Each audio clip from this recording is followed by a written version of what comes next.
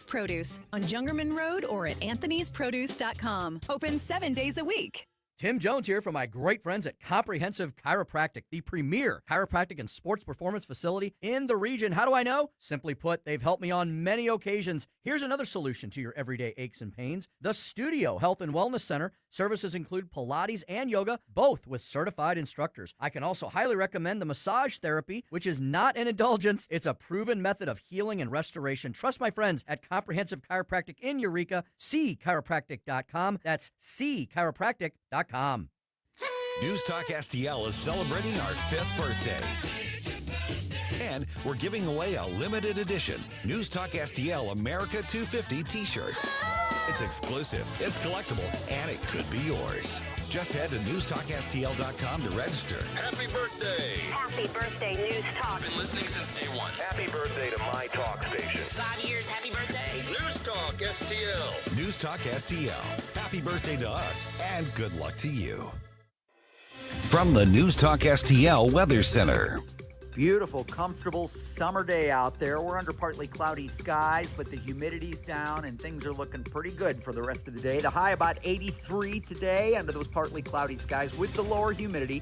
Lows tonight in the mid-60s with low humidity. Tomorrow morning is going to be really, really pleasant. The high tomorrow, 82 degrees. Looks like some rain rolls back in for Friday. I'm the First Alert meteorologist, Kent Earhart. This hour of Colombo and Company brought to you by Gutter Pros. Water goes where we tell it. Call 314-656-7195 or visit them at gutterpros.com.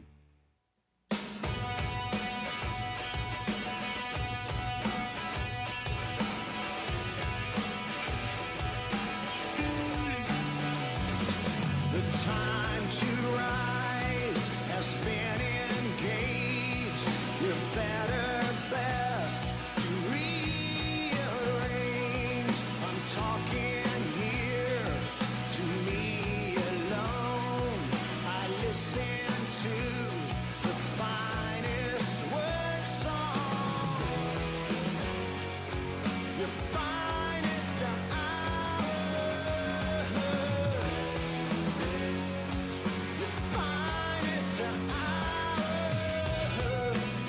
Hello and welcome to Wednesday afternoon. Another week is flying by here on Colombo and Company on 101.9 News Talk STL.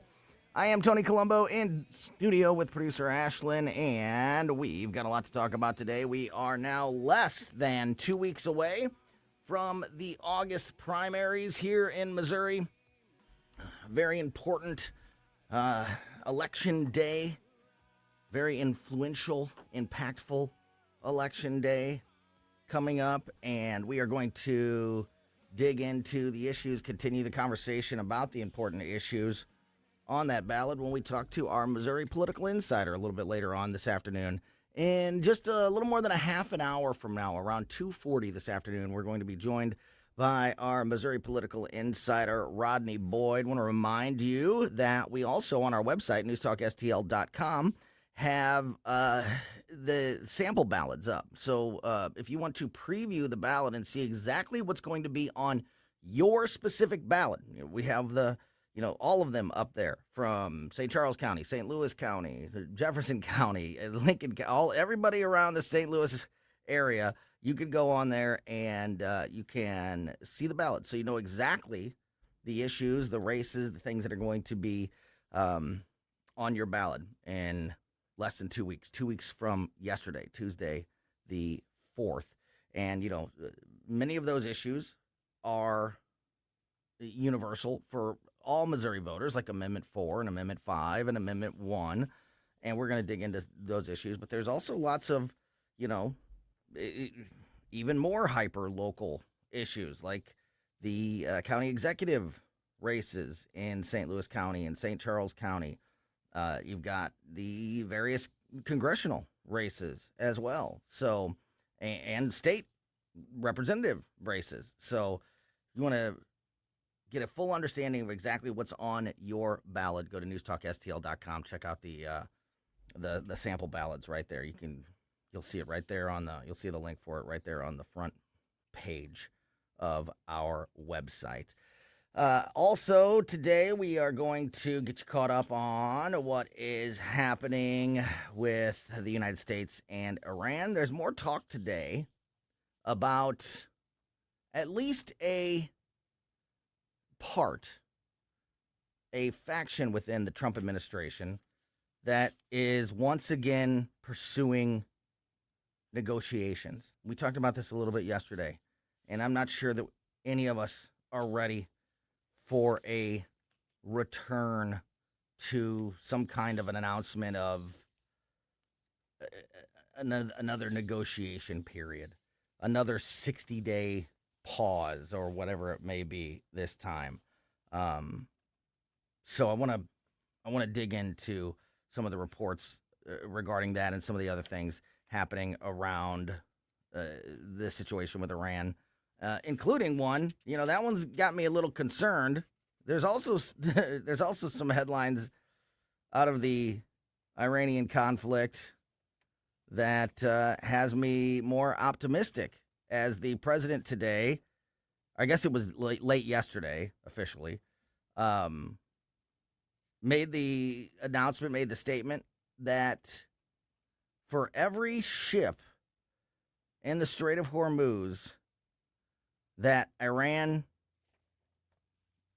shoots at, targets, whatever, the United States will blow up either a bridge or a power plant or some other piece of infrastructure inside of Iran. An eye for an eye sort of approach.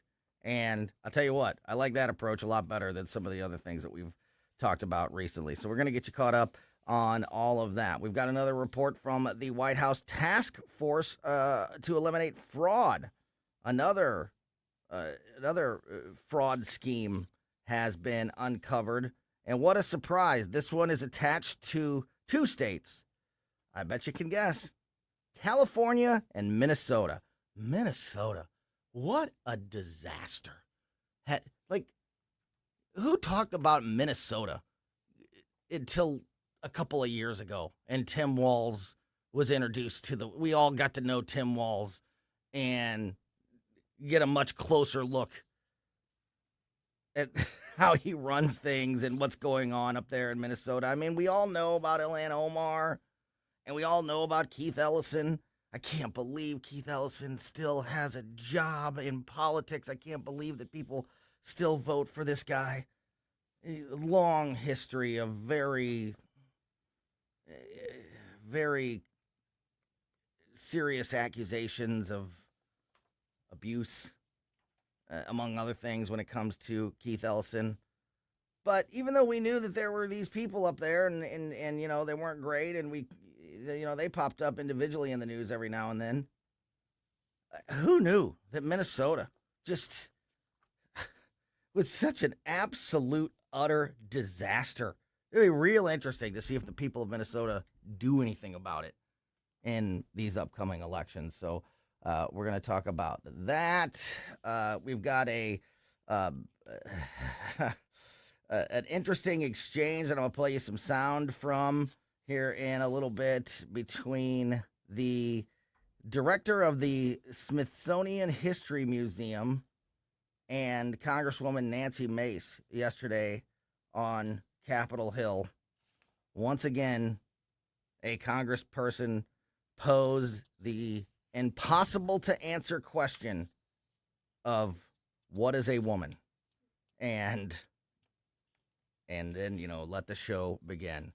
So we'll get into that. Also, Zoran Madani has officially suspended his investigation, his attempt, his legal case, whatever you want to call it, in his attempt to arrest Benjamin Netanyahu. He's officially declared defeat. So he's getting mocked a bit today on social media, deservedly. So, whole lot to get into as we go through the afternoon. I mentioned we're going to talk to our Missouri political insider, Rodney Boyd, here in just a little bit later this hour in the 3 o'clock hour. as we always do on Wednesday. We're going to have some fun, and we're going to open up Close's cabinet and talk to our buddy Mark Close from KC95. Also in the 3 o'clock hour today, I'm really looking forward to this at about 3:40 this afternoon. It's been a long time since we've had Pastor John Michael Brown on the air with us, and the pastor is going to be with us later on in the show at about 3:40, so looking forward to that conversation. And right now, on a busy day like today, you got to start with your best. You got to lead with your strongest players, and that is why we have on the line with us right now our intrepid Cub reporter in the field, once again checking in from some corner of the globe as he continues to track and cover all the important stories that affect your lives. Producer Stel Ponticus, the great Stel Babe, is with us. Stel, how are you? I'm doing fine, Tony. How are you, buddy? Boy, that's a lot for me to live up to. You know, hey, you do. Hey, listen, your reputation speaks for itself. Always great to talk to you, buddy. I actually want to start all of that stuff that I just laid out, and I'm going to start with something that I don't think you could have predicted or seen coming. But you are the perfect person to talk about this story with. I'm sure you saw it. I didn't talk about it yesterday. I'm glad that I didn't because I again, you're the perfect person to have this conversation with. Did you see the video from the Chicago Cubs game over the weekend of an older man, Cubs fan, slapping a younger man, also a Cubs fan, because the younger man wouldn't stand for the national anthem? Did you see I heard about that, but I did not see the video. Oh, it's out there, baby. Oh, man. And I highly recommend that you go and check it out. And just to start it, just to to get this out of the way at the beginning, when I saw this story and I saw various headlines, a lot of the headlines or a lot of the sub-headlines or opening, sort of summary of the stories made it sound like the older man who did the slapping slapped a kid. Like, and a lot of them, like a young person was like, they were like using terms like young person or younger person or like almost making it sound like it was a kid. It was like a 10-year-old. Yeah, which would be a totally different story. But it's not the case. He slapped a full-grown man with like facial hair and, clearly somebody that was at least in his mid to late 20s. The guy who slapped him, just looked like middle-aged. It wasn't like, it keeps being reported like old man slaps kid. It was like one guy slapped another guy, basically, is more accurate. This was Sunday before the Chicago Cubs and Minnesota Twins game. So this guy's standing for the national anthem. You can hear in the video, like, it's somebody who's on a cell phone. You can hear the anthem, and you see this guy, like, just telling this guy, hey, this guy's like slouched in his seat. I don't know if he was like if he's like, I'm not standing for the anthem, or if he was just being too cool for the room or whatever it is. This guy tells him to stand up. Guy says, I'm not going to stand up. He's like, you better stand up. Says he's not going to stand up. And he just gives him the old, like, it wasn't like one of those like slaps from the slap competition professional league that you see now on television. It was just one of those like, like back across the back of the head, like you would like, to teach somebody a lesson. Like, you better get your butt up. And the guy's like, oh, fine. Okay, I will. And he got largely a very positive reaction from all the people around him in the stadium and on social media. Actually, surprisingly, more positive reaction than I thought, and I think actually a majority of it. But of course, what the other side is saying, about a crazy, patriot. Which is a negative these days. You must be some kind of MAGA extremist if you want to stand for the national anthem in 2026. So you know what the other side is saying, that this is, violence, and this is how these extreme Trump people, behave, which is just absolutely ridiculous. What do you think? I'm never the person to endorse violence. Even if somebody deserves it many times, it's like, it's not appropriate. But I can't get too upset or worked up about about this exchange. What do you make of it still? If it were me, I probably would have just shouted at the kid. I'm sorry, not kid, at the young man and asked him why he's not standing. I don't know if there was anything that precipitated the uh, the fact that he Yeah. needed to slap the guy, Yeah. but I would have at least maybe shouted something out just to bring some attention to the situation. And I don't know, I probably would have let it go for the moment. So the fact that he hit him, that was an interesting track to take. I wouldn't have expected that at all. And then when the guy did stand up, when the guy did stand up, he goes, "Fine, I'll stand." And the other guy goes, "Thank you." Thank you. And just goes right back to hand on the heart, watching the national anthem. And Boy, it that did. was Yeah, go ahead. the whole weekend at Wrigley Field was quite a celebration for the Cubs because they were doing an honoring of the 2016 World Championship team. So they had a lot of those players back in town, at least the ones who have retired or were available. The ones who are still playing obviously didn't make it. But to have that incident happen, and then Anthony Rizzo, for the second time this year, was in the bleachers and had a home run hit right at him. Last time in the left field bleachers, this weekend in the right field bleachers. I mean, how many games have we all gone to where we never even come close to getting a ball? I And know. Anthony Rizzo has two balls hit to him in the bleachers. You That know was what? so bizarre. It's funny you say that. I've I've talked about this, many times whenever we're talking about baseball. Hundreds of games that I've been to, since I was a kid. Yep. I've never even been close.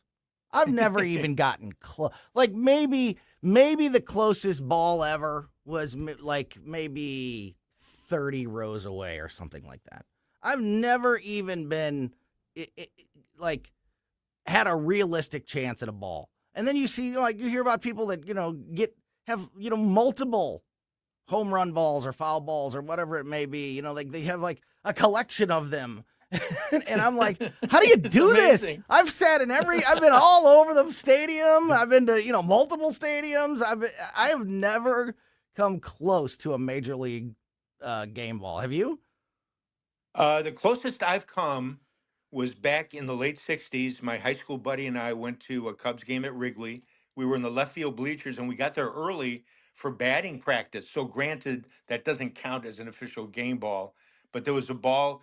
We were sitting next to each other, maybe in the second row in the left field bleachers, and Willie Mays hit one out. And my buddy got his hands on it, but wasn't able to hold on to it. So that's the closest that I ever came to a major league ball. A Willie landing in my Mays ball paws. also? Yeah. Holy.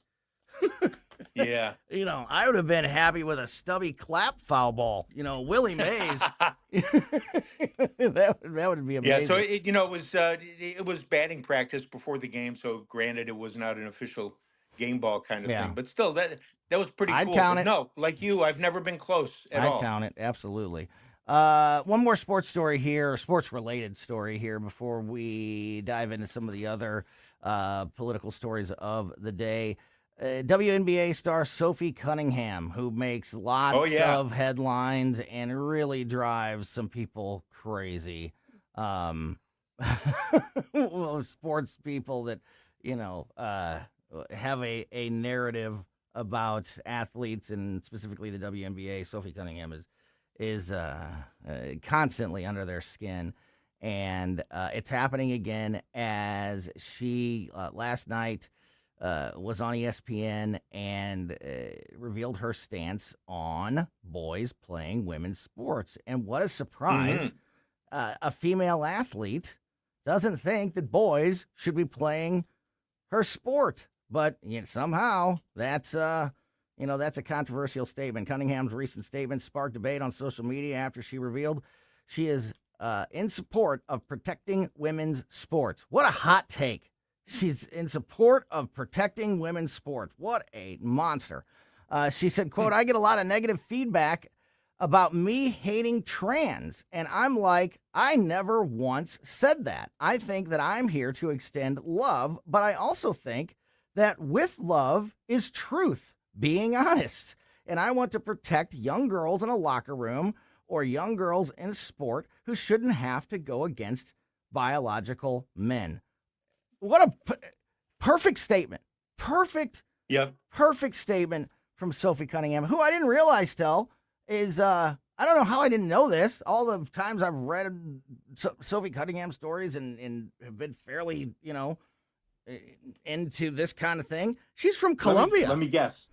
I was just going to say, you probably didn't know that she went to Mizzou. Yeah, she's from Colombia. And she's from Colombia, Yeah, you're right. Yeah, and her statement yesterday got a reaction from all kinds of people, including Senator Eric Schmidt, Missouri Senator Eric Schmidt, who posted a link to one of the articles covering it with a 2-word statement, Missouri proud. I thought that was cool. What do you think about the controversial statement by a professional female athlete that says we should protect women's sports? Crazy, isn't it?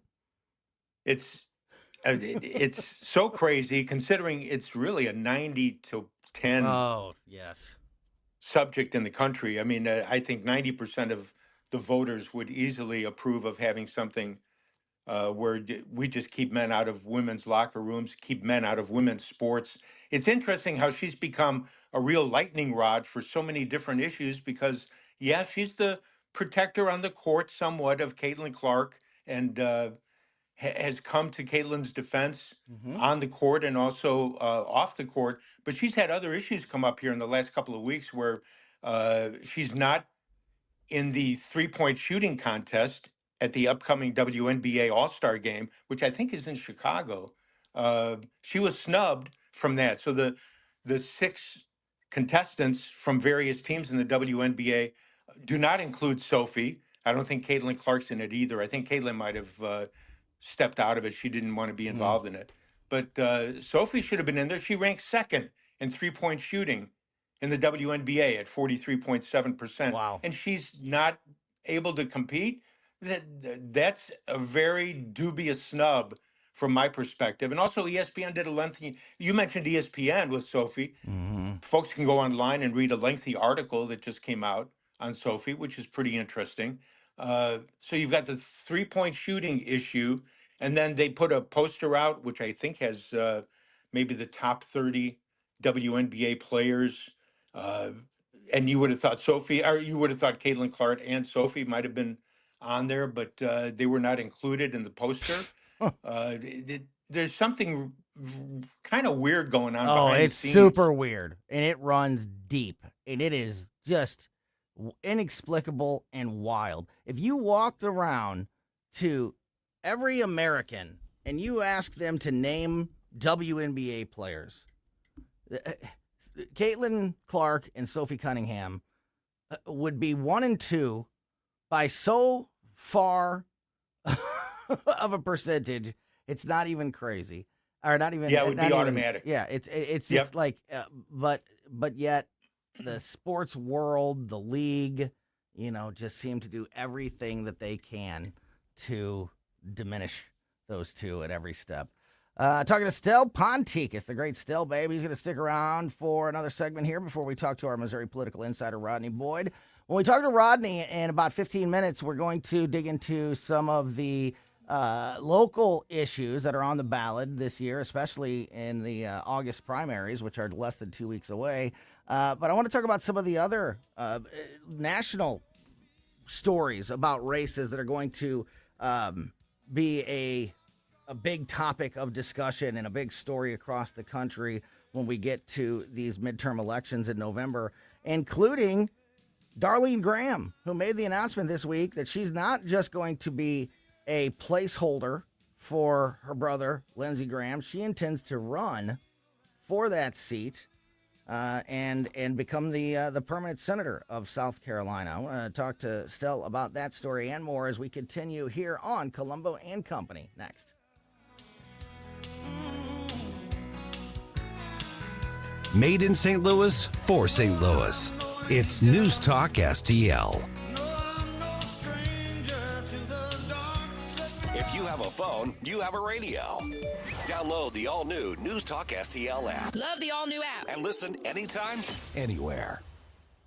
Dive into adventure with Great American Divers. We're your local veteran-owned scuba center offering PADI certification courses, equipment repairs, and dive travel opportunities. From beginners to experts, we got you covered. Kids can join our SEAL Team classes, and we even host pool parties. Our experienced staff is passionate about teaching, and we're the only center in the area with our own indoor heated pool. Great American Divers on Central School Road in St. Charles. Visit greatamericandivers.com. Great American Divers, where adventure runs deep.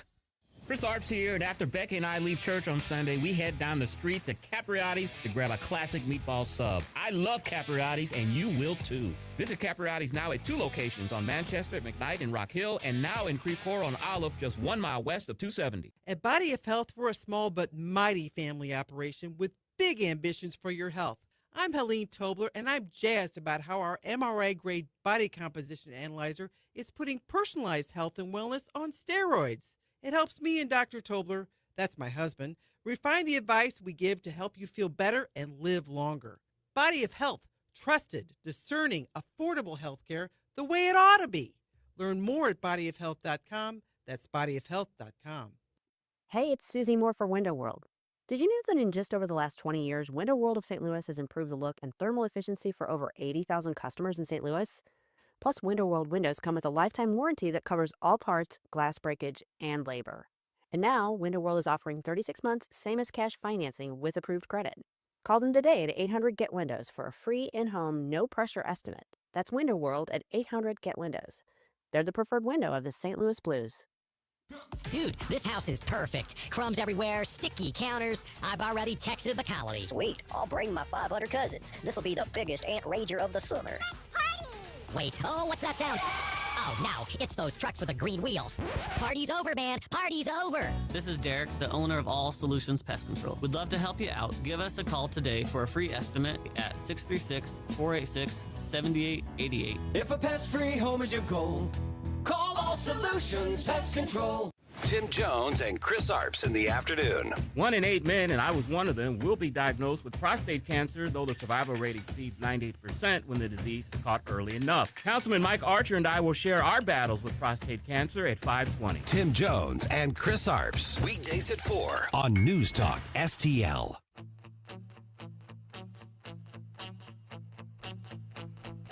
Welcome back to Colombo Company on 101.9 News Talk STL. Tony Colombo here in studio, and Stel Bay, producer Stel Pontique is on the line with us.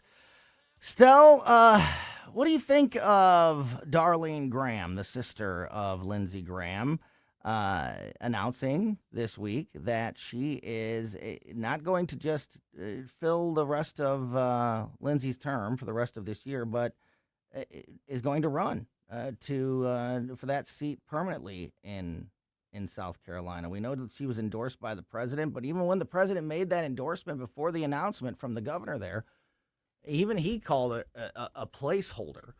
But now at least herself and some others are serious about her holding that seat. Don't know a whole lot about Darlene Graham except that she was, really close to her brother Lindsey, but I don't know if that makes her the best person for the job. What do you think of this issue? I don't know anything about her political acumen or how many different stances she has on different issues. I know very little about her. Does anybody? Like that's one of my concerns is that does anybody know? All I ever hear about her and her qualifications are that her and Lindsey were really close and that she would continue his legacy. That doesn't tell me anything. I'm sorry. Go ahead. Well, I guess just to be fair, from my perspective, I'll say go ahead and run, and you'll have an opportunity to get your perspective out there through different media outlets in the state so that folks can figure out where you stand on everything, and then let the electorate make the decision and go with that. I hate to say to someone like that, well, you can't run, because that's way too democratic from my perspective. Yeah. We're going to pull you, we're going to eliminate you and put somebody else in your spot. I say go ahead and give her a chance to run. If she gets eliminated early on, that's fine. At least she gave it her best shot. But I'm very skeptical about why she would even be interested in running, because I have no idea what her perspective is on issues that affect the folks in that state. I totally agree. I have no problem with her running, none at all. My biggest question is, and the thing that has like gotten my attention the most, is that there are many people out there on the Republican side that are really endorsing her, but they're not telling us anything except about how much she loved her brother.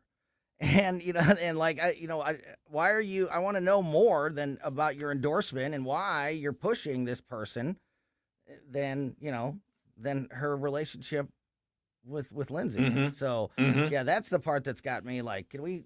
I'd love to learn more about this person, and for some reason we're not getting that information. I mentioned this earlier this week, but I want to get your thoughts on it. Tim Scott, of course, the other senator there in South Carolina, who also endorsed Darlene Graham initially for this, to serve the rest of Lindsay's seat.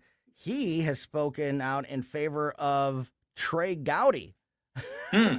He said he said he doesn't even know if Trey Gowdy wants to do it or will do it, but he said that Trey Gowdy would be a great person to take over that seat in South Carolina. What do you think of that idea about Trey Gowdy coming back to politics?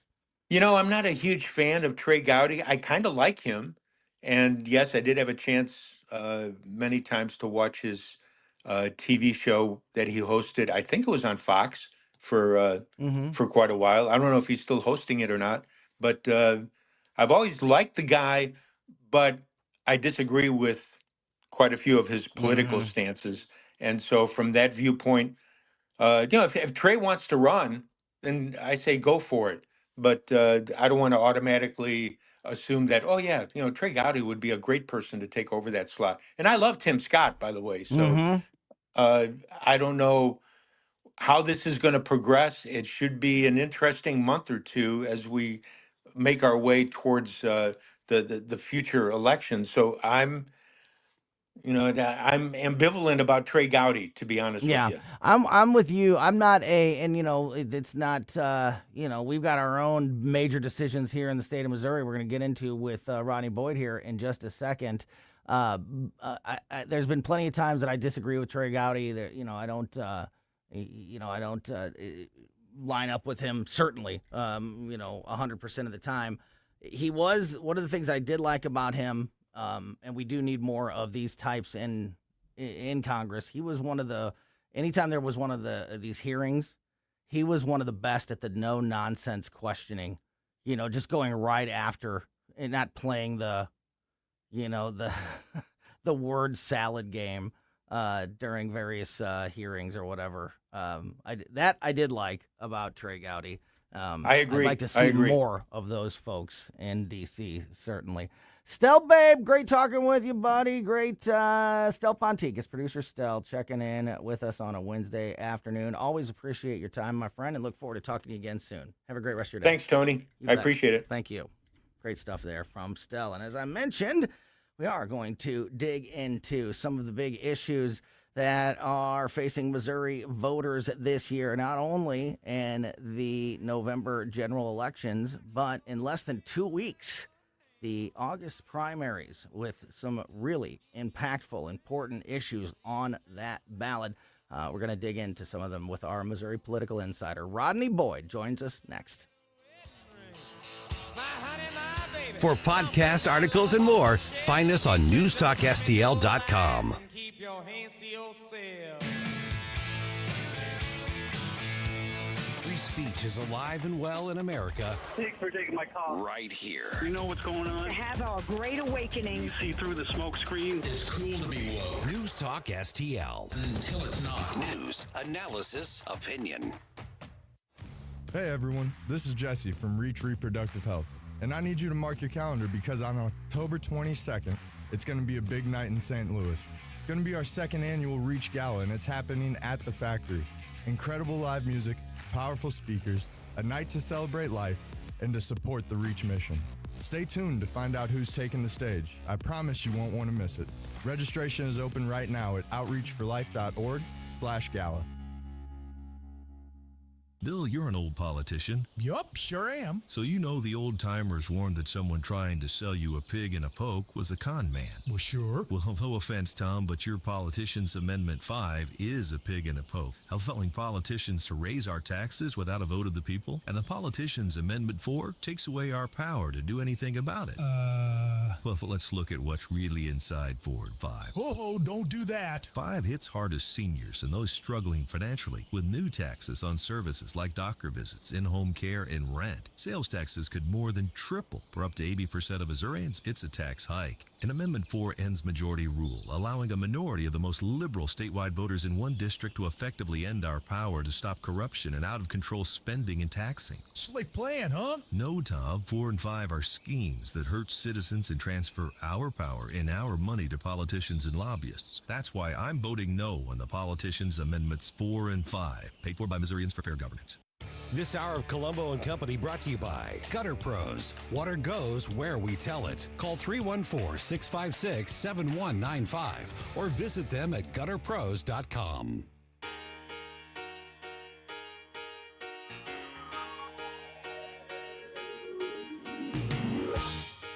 You're as cold as ice.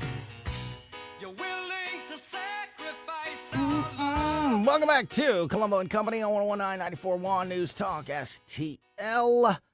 Thanks again to Stel Babe, producer Stel Ponticus, for joining us in that last segment. Now, as I mentioned, on the line with us is our Missouri political insider, Rodney Boyd. And Rodney, we are in the home stretch, less than 2 weeks away from these August primaries in the state of Missouri. The ads are everywhere. I'm sure you're having conversations all over the place. But still, my biggest concern is that there's still a lot of awareness that needs to be raised, and a lot of concern about participation and interaction with this all-important August election. How are you feeling here less than 2 weeks before the important day? If you summed it up quite well, accurately. I think people are starting. I mean, every week we get to talk about this. I have a few conversations that are interesting, one today, but I think some people who are genuinely politically minded are really starting to tune in and pay attention. And I don't know what percentage of the voting population that is, but I think still there's probably a significant number of folks that just aren't on the midterms yet. They may be aware that the midterms are coming, but they're not clear about what issues are on the ballot and what races are on the ballot. So let's deal with the group that I think is starting to pay attention. I was at the bank earlier today to do some paperwork, and the bank officer, we started talking about what I do, and he said, "Hey, I was online yesterday researching these ballot measures." And he said, "Is it okay if, I said, "No, absolutely. I'm happy to talk with you." And he said, "Well, I was just doing my research." And he just said, "I think these both are horrible." And I said, "Well, let's break them out first, because you lump them together as if they're interconnected, and they're really radically different."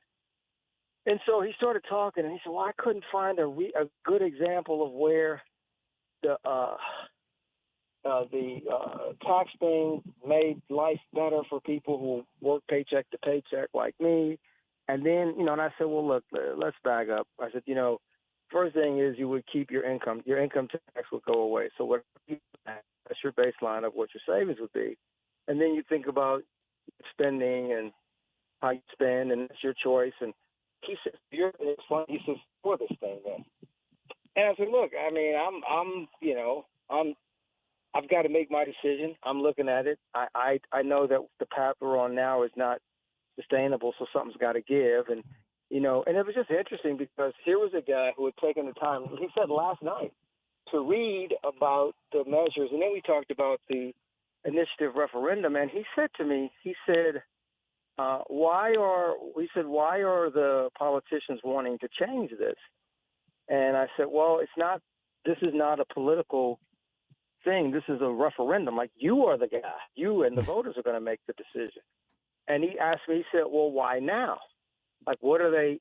So it was interesting because it made me think, and we've talked more about it, but it made me think this guy is just he's a bank officer, nice guy. I have pictures of his grandkids and kids up, and his level of like suspicion, and, like not trusting.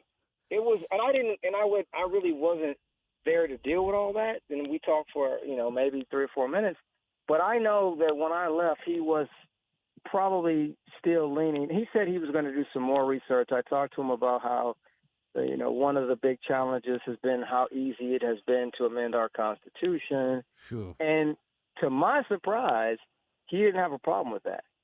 He said, "Hey, if the politicians in Jeff City won't do their job, don't we have a right?"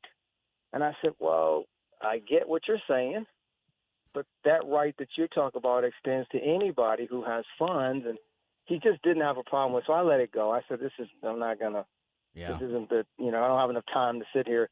But it just was interesting, That's scary. That's scary. That this gentleman, and he brought it up because I was filling out my occupation, and I explained what I did.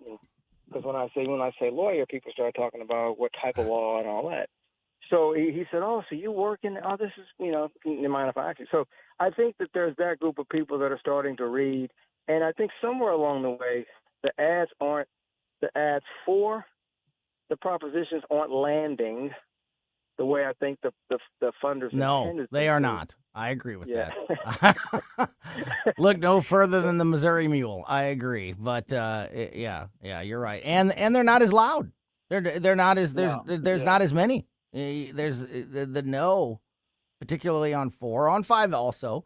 Are just so much more well funded, apparently. Yeah, and I just think people, and so my concern about these measures stems from the fact that most people, when they read what the measures are trying to do, they won't trust or they won't believe that it's something that's good for them, and people vote their own interest. And then there's the other batch of people that will go vote on August 4th, but the first time they really will encounter these measures will be in that ballot box. And we've talked about how that works, right? Mm-hmm. Typically, if you walk into the ballot box and see some very, complicated language proposing to do something that you know very little about, most Missouri voters anyway, show me state voters, just vote no, right? They just feel like they either don't vote on, they leave it blank, or they vote no. Rarely do people encounter a ballot measure, Tony, first impression in the ballot box, read it and go, "Oh, that's something that I think I can be for." So what you're doing is important. You're raising the awareness and asking people to dig into these ballot measures, get the information. There's still 2 weeks, plenty of time.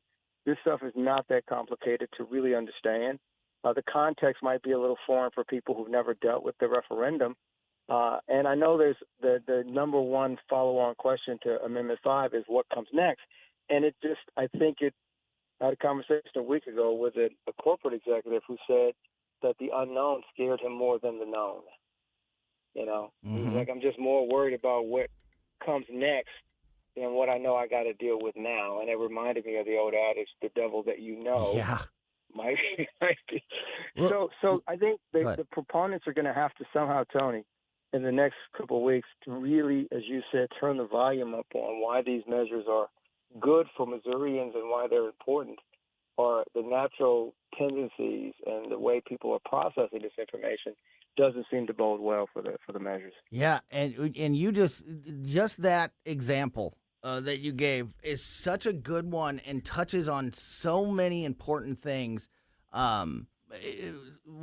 starting with Amendment 4 and that idea of, well, isn't that our right?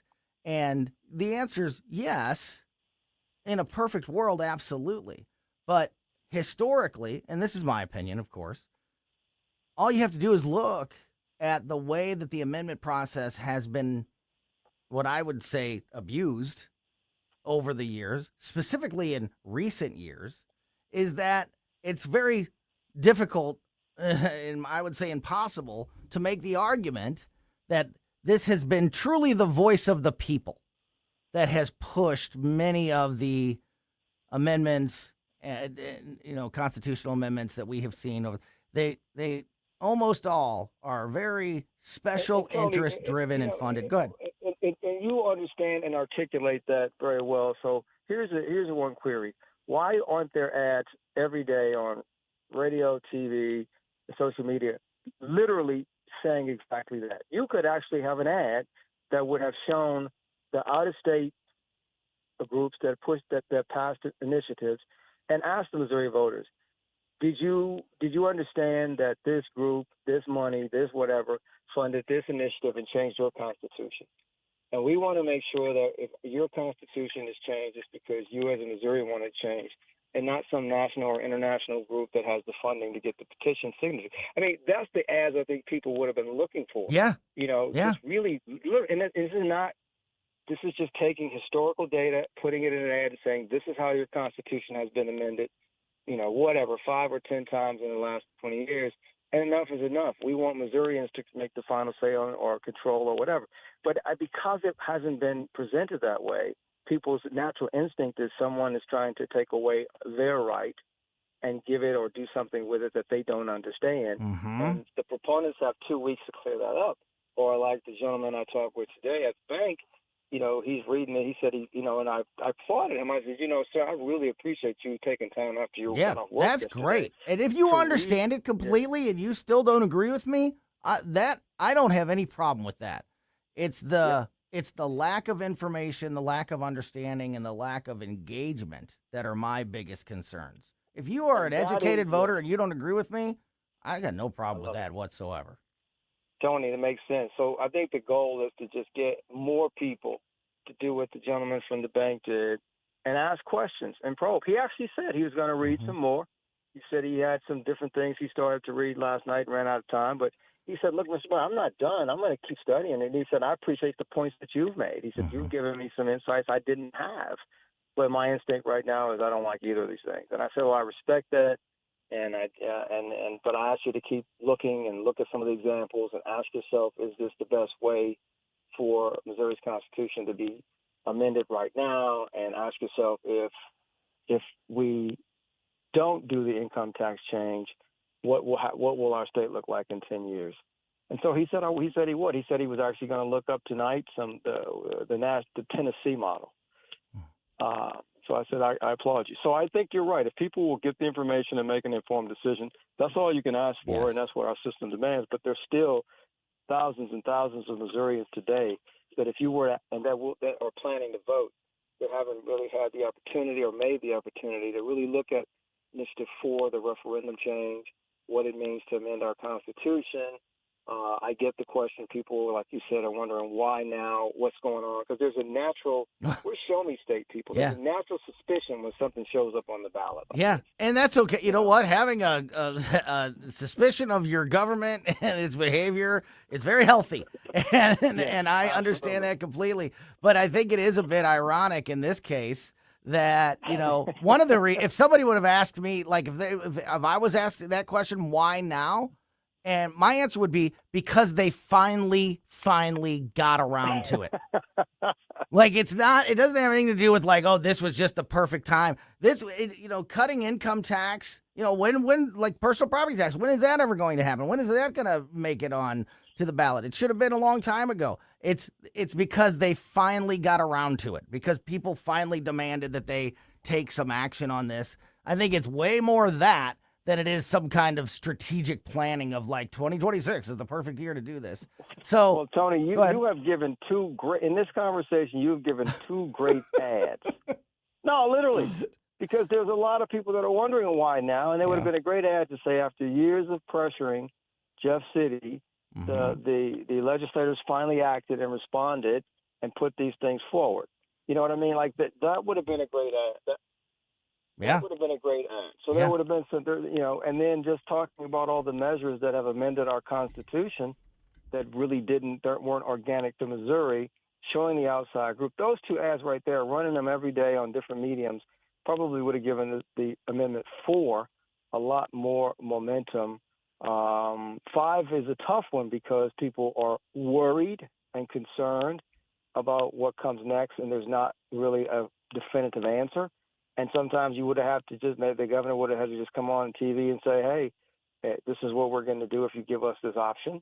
And, you're going to have a voice and nothing's going to pass unless we hear from and act on what the people's will is in Jefferson City. Yeah, that's exactly what I wanted to ask you to wrap up the conversation for today. But we're going to talk to Rodney and others. We're going to talk to Missouri State Representative Travis Wilson tomorrow. We're going to have Mayor James Knowles, the former mayor of Ferguson, is going to be with us on Friday. We're going to stay all over this stuff, and we're going to check in with Rodney, a couple times at least before Election Day to continue this. But we covered Amendment 4, Amendment 5 with just a couple minutes left here, Rodney. Is that the biggest problem you think, or the biggest resistance or concern with Amendment 5 is the fact that there's not the next step is not clearly defined before this vote? Yes, sir. The consistent question / critique I hear is, I'm fine with getting rid of the income tax.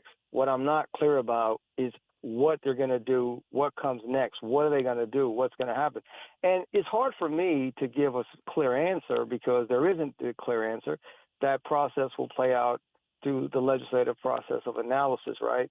And that's what makes people even more concerned. They're like, well, you don't know? And I said, I don't know, because if I tell you something that's not accurate, you're going to say I misled you. So I'm not going to tell you that it's going to be A, B, or C. What I'm telling you is this gives the legislature and the executive branch the ability to sit down and create another plan, and there'll be opportunities to testify, participate. And people, by the time I'm saying all that, people are like, yeah, nah, there's something about that I just don't, I don't buy. And I say to people, I'm not asking you to buy anything except the fact that the income tax model, as archaic as it is not the model of the future for our state. We're going to have to do something different if we're going to really create an economy for the modern era. And this old 1940 whatever tax structure just isn't it. And people are like, I get it. Yeah. Rodney, I get it. But what I don't get is what comes next. And one person a while back said, well, they're going to start taxing this or that or this or that and this and that. And so who knew it would be so hard to eliminate a tax in the state of Missouri? But that is what we're facing. Rodney, unfortunately, we're just about out of time. Look forward to talking to you again very soon as we get even closer to these midterm elections. Less than 2 weeks away. 2 weeks from yesterday, yes. And again, you can get a sample ballot to see exactly what's going to be on your personal ballot just by going to our website, newstalkstl.com. Rodney, we'll talk to you again very soon, my friend. Really appreciate your time as always. Thank you. Yes, sir. Okay. Great stuff there from Rodney Boyd. We are going to jump back into some of the news and issues with Pastor John Michael Brown in the 3 o'clock hour. But first, we're going to have some fun. We're going to open up Close's Cabinet with Mark Close from KC95. Next. I'm Dr. TJ, owner of the Institute of Natural Health, co-owner of Optimal Nutraceuticals, and the host of Wellness One. Wellness One is designed to cut through the nonsense and provide you common sense science-based information regarding health and wellness. On the show, we discuss topics like thyroid health, gut health, hormone optimization, and many others. Our show airs Saturdays at 10 a.m. and 2 p.m. and Sundays at 11 a.m. and 3 p.m. right here on Newstalk STL. And you can visit us at inhstl.com. That's inhstl.com. When Donald Trump needs conservative votes to help pass his agenda for Missouri, Representative Tricia Burns never answers the call. Tricia Burns has missed 370 votes. Burns is bucking President Trump's priorities. Burns did not vote to stop DEI initiatives, prevent China from owning Missouri land, defund Planned Parenthood, and Burns did not vote to ban boys from girls' sports. Tricia Burns not showing up for Missouri and President Trump. Instead, Tricia Burns spends her time pulling pranks on the suicide prevention hotline. Yes, you heard that right. Tricia Burns lied to the police and staged a fake suicide emergency. She sent a series of messages to the hotline and said she, quote, had a gun to her head, end quote. When she got caught, she said there'd be no consequences because she's a politician. By August 4th, vote to show Tricia Burns that there are consequences to being bad at your job. Cut the Bull Pack paid for and is responsible for the content of this advertising, not authorized by any candidate or candidate committee. Yo, this is Vic. Vic for Vets is proudly honoring our veterans. Every Wednesday at 11:05, you'll hear about that day's honoree and their incredible service to our country. Hi, it's Ken. You want to nominate a veteran? Send their name, service information, and story to me, Ken, at newstalkstl.com. Brought to you by Heroes Care, Alamo Military Collectibles, Gemini Wealth Group, Michael's Funeral Home, and Freddie's Market. Together, let's celebrate the heroes in our community. Vic for Vets, where honor meets gratitude. KLGY HD3 Clayton, K270BW Bellefonte, KNBS Bowling Green. This is News Talk STL at 1019, 94.1, and always streaming at newstalkstl.com. News this hour at Town Hall. I'm Bob Agnew in Washington. It has to be done. That sober assessment today from President Trump as he prepared to depart for Dover Air Force Base. That's where he oversaw the dignified transfer of 4 American soldiers killed last week in the war with Iran. They said, and all of them said very strongly, we cannot let Iran have a nuclear weapon. They won't have a nuclear weapon. So we're going to honor them. And one of the hardest things to do. For me, it's one of the hardest things to do as a president, but has to be done. It was a political victory for the president on Tuesday. That's when his endorsed candidate, Andy Biggs, captured the GOP nomination for Arizona governor. Congressman Andy Biggs has won the Republican nomination for Arizona governor. Biggs overwhelmingly defeated fellow Congressman David Schweikert in the primary. He'll face Democratic Governor Katie Hobbs in what could be one of the closest governor races in November. Biggs is a fierce ally of President Trump and was endorsed by the president. Democrats are locked in a close primary contest in a battleground U.S. House district. Emergency physician Amish Shah is leading Marlene Galan Woods for the chance to take on Jay Feely, the former Arizona Cardinals kicker who won the Republican primary with Trump's endorsement. I'm Mike Hempen. New Jersey officials are now investigating a major voter registration error. We get more details from correspondent Willie Nelson. New Jersey Governor Mikey Sherrill says a software error in the state's motor vehicle system mistakenly registered roughly 6,600 non-citizens to vote between June 2023 and June 2024. Officials say about 400 of those individuals went on to cast ballots. The disclosure comes as President Trump has renewed his calls for stronger voter registration safeguards, including support for the Save America Act. Willie Nelson, Washington. And you'll find more of these stories at townhall.com. You've probably heard all those ads for life insurance. Just a few dollars a day, apply online in minutes, no medical exam. Simple, easy, and cheap, right? Now you're thinking, maybe I should get a quote. Well, smart thinking. Everyone should have life insurance. But here's what they don't tell you. Those few dollars a day rates, they're for young people in perfect health. That's why everyone calls Big Lou the 50 to 60-year-old not-so-perfect candidate. Like you. You take prescription meds and you're overweight. Winner, winner, fried chicken dinner. Well, Big Lou works with life insurance companies that want people like you with no surprises after you apply. In fact, if you're a 50-year-old guy with a few health glitches, Lou could probably find you $1 million of term life coverage for about $200 a month. So, yeah, you need life insurance. But unless you're young and healthy, you gotta call Big Lou because he's like you, older, heavier, and on meds, too. Get a quote right now at 800-555-2085, 800-555-2085, or biglou.com. From the News Talk STL Weather Center. Beautiful, comfortable summer day out there. We're under partly cloudy skies, but the humidity's down and things are looking pretty good for the rest of the day. The high about 83 today under those partly cloudy skies with the lower humidity. Lows tonight in the mid-60s with low humidity. Tomorrow morning's going to be really, really pleasant.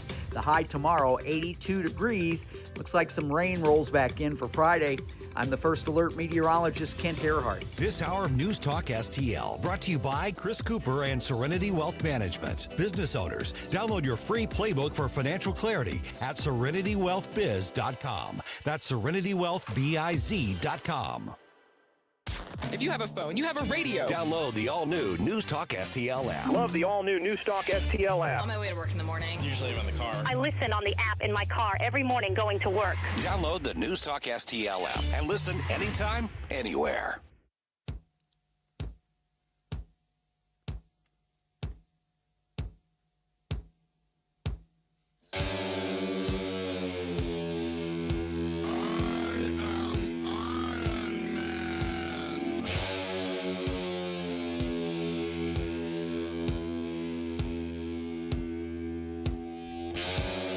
Welcome back to Colombo and Company on 101.9, 94.1 News Talk STL. Time to open up Close's Cabinet with our buddy Mark Close from KC95. Close's Cabinet brought to you by Weber Chevrolet. Our buddy Skip Weber cannot be with us this week, but hopefully Skip will be back with us next week. But we do have Mark on the line, and Marker wanted to open with a little Black Sabbath, Ozzy Osbourne. This sounds crazy. Today is the 1-year anniversary of Ozzy's passing. Can you believe that? How that just feels like it absolutely flew by. Yeah, everything is. I mean, the older you get, the faster it moves. I remember my dad telling me that when I was like 20 years old. I'm like, yeah, stow it, old man. And now it's just no, it's so true. It's just so true. Plus the fact, oddly enough, that was our first dance at Fern and I's wedding 44 years ago. So that's we danced to some Black Sabbath. So. I thought it was Paranoid, not Iron Man, but I guess I was. Well, yeah, Paranoid came later on after I was married a couple of years. Then it really hit me. Yeah, no, listen, I used to think it was just a perception thing because the perception of time is so weird. Like, you look back at one thing and it feels like, oh, that was just the other day. And then you can think of something that happened, almost at the exact time, the exact time of similar amount of time that's passed, and it feels like it's so long ago. Like the perception of time is just so weird. But a buddy of mine's got the best equation because you run into somebody and go, hey man, how you doing? Pretty good. Yeah, well, we need to go. When we have lunch like 6 months ago, whatever you think that time is, double it. If you think we had lunch 2 years ago, it's 4 years. If you ran into somebody a month ago, it was 2 months ago. If you think you saw somebody, 10 years, it's 20. I've used it a bunch of times, and amazingly enough, it hits true. You're usually about a half off where you need to be. Yeah, that's a really good. I'm going to use that one absolutely. And then on the thing about as you get older, it feels like time passes faster. My co-host from the Buff City Outdoors show, Mark McMurray, who's on with us every Thursday in here, or most Thursdays in here on Colombo and Company as well, is an engineer, has that engineer brain, can turn everything into an equation. And he explained it best, when we were talking about this a couple of years ago off the air. And he was like, think about it. When you're 10 years old, 1 year is a 10th of your life. That's a pretty big chunk. When you're 50 years old, 1 year is a 50th of your life. It's a tiny percentage. So as you get older, years don't seem as long or as big of a part, So as you get older, it actually makes sense that it feels like time passes faster. I think there's something to that.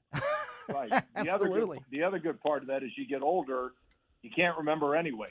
If something happened a year ago or 2 years or a week, 20 minutes ago, you're like, what? So you got that going for you too. So getting old, it's fabulous. Do you feel like because you hear so many people say, I feel like I'm the same person I was when I was 25. I feel like I'm the same person. I'm just in an old. Do you feel that way? Do you look back and look at your early radio days and the things that you were, the things that you guys were doing and the activities you were engaged in and things like that? Do you feel like you could just go back to being that guy right now and you wouldn't miss a beat like I'm that same person? Or does that almost feel like a different person now looking back? Well, on some things, you look back and again, you think about it, how long, and I mean, especially with me, believe me, brother, when I'm looking, this is year number 54 in radio for me. And you look back and you think about something. And again, you think about, okay, and we reminisce and we tell stories and everybody does that. But I'll tell you the one thing, somebody asked me about growing older. They're like, what do you notice? And the one thing that really hits home to me is recovery time. It's like if we have a band gig on Saturday, I don't go out and play handball on Monday.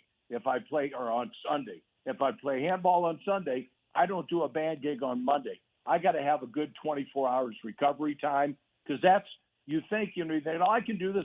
No. If you can, more power to you, brother. But you don't have the juice in the tank Amen. like you had before, and it just takes you got to give yourself recovery time to get your body up to snuff.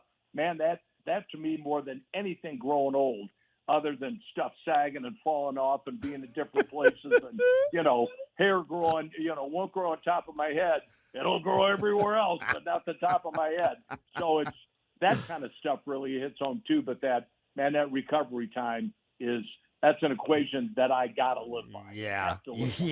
You're absolutely right. You're absolutely right. And, discovering, pains in places you didn't even think, you could have pain in. Right. No, right. You're absolutely onto it there. We're talking to Mark Close from KC95. It's Close's Cabinet here on Colombo and Company. And whenever I'm putting together the stuff for these conversations, I try to look and see, what I know Mark will be into. And I'm always safe with music and money. So, yeah, baby. What do you think of this? It's been a little bit since the whole penny issue has been in the news, but right. I guess I feel like it was like a year ago that they stopped making the penny, but I might apply your equation to this. It could have been 5 years ago, as far as with the way this goes. But anyway, so the government shut down production of the penny. There's still plenty of pennies in circulation, so they're still out there, of course, but they don't make them anymore because it costs more than a penny to make a penny. Paying in cash without regular access to pennies, apparently, though, has started some confusion, and this gets a little bit messy. Some businesses around the country have been rounding to the nearest nickel when giving change. Because pennies, I guess, aren't. Well, first of all, just using cash is not as common as it used to be, and then I guess having pennies are becoming less and less also. So, businesses across the country, some have been just rounding to the nearest nickel automatically. Some states, however, have existing laws that require businesses to give exact change and don't allow businesses to charge more or less to some customers than others as an equality thing. Even if it's just a couple of pennies, it's still against the law, which has led to legal issues all attached to this and getting rid of the penny. So now the United States Congress is working on a bill called the Common Sense Act, and sense is C-E-N-T-S, the Common Sense Act, which theoretically would resolve these problems. It would allow all businesses in the country the option to round cash transactions to the nearest nickel. So that would solve that. But then experts are saying that could force a change to nickels because nickels are more expensive to produce than pennies. Apparently, it costs almost 14 cents to make every nickel. So if we start putting all this prominence on the nickel, experts are saying that we could be in the same issue we were with the penny and maybe even a worse one moving forward. It's a mess. Should we have just left it alone, Mark, or what's going on with the money? Yeah, I guess weren't they saying it costs like 3 cents to produce a penny? Something like that. To produce one penny. And I get it. And it's like, most of the places you go, they got the little dish there with extra pennies if you need to round it out or something. But when you go most places now, it's just like, I'll even tell them, don't worry about the pennies. Just round it up, They'll never round it down. I guarantee you that. So you're not going to not get your money back. But the other thing that's happening, and I'm sure a lot of people are aware, but some maybe not, is that pretty much, I want to say almost across the board now, when you use a credit card, they'll tag 3% on it.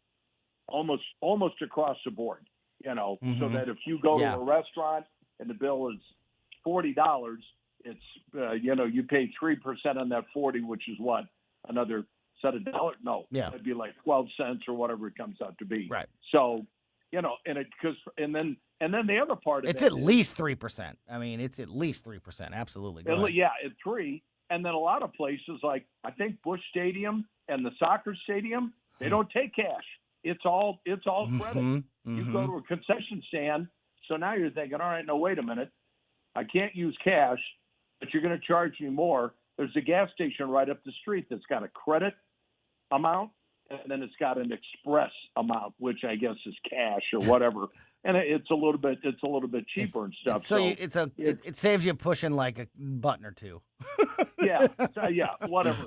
Again, in the long run, you start looking at it and going, okay, yeah, it's like in a period of year, I'll end up saving $1.85. Woohoo! I'm going to Europe, So yeah, it's probably not doing you much good one way or the other, but it's just, and it's amazing, especially with your daughter, your older daughter, and my daughter. I haven't seen my kid pull out cash in 20 years. I mean, everything goes in their card, everything. And I'm like, okay, I mean the big stuff and junk you do, but then you got that surprise at the end of the month when that Visa bill comes in and you're like, why did I charge $2.20 at McDonald's? Shouldn't I pay cash for that? But it's so easy. Yeah, it is. It's the way of the world. It's so easy, and it just is, and you don't see it. You're not handing away your money. You're not giving, you're not giving away your money. It's a lot easier to spend it when you don't see it.